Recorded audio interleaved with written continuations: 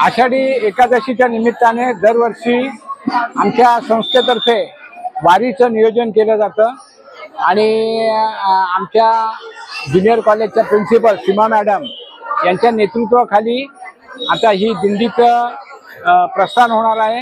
ही दिंडी रहेजाच्या इथल्या देवीच्या देवळापर्यंत जाईल, याची यथायोग्य पूजा केली जाईल, तिथे आरती केली जाईल आणि परत इथे येईल। यामध्ये विद्यार्थ्यांचा खूप उत्साह असतो आणि विद्यार्थ्यांना एक आपल्या संस्कृतीची जाण होते आणि वारीचं महत्त्व पण त्यांना शाळेमध्ये कॉलेजमध्ये समजून सांगितलेलं आहे।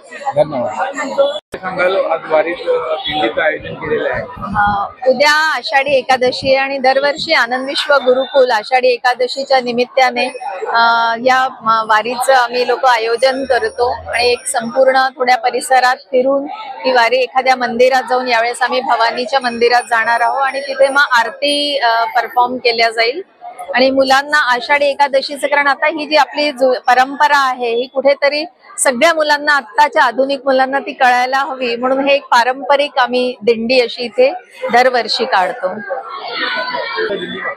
वारी मागची एक संपूर्ण एक महत्वाची भावना म्हणजे सगळ्यांना एकदम जसा आपला हा आहे विठ्ठल रखुमाई आहे, त्यांचं जे आहे की उभा विटेवरी, एक मुलांना सगळं त्यांच्याबद्दल कळायला हवं, कारण संस्कृतीमध्ये कुठे ना कुठे या सगळ्या गोष्टी आजकाल शाळेमध्ये नाही शिकवल्या जात।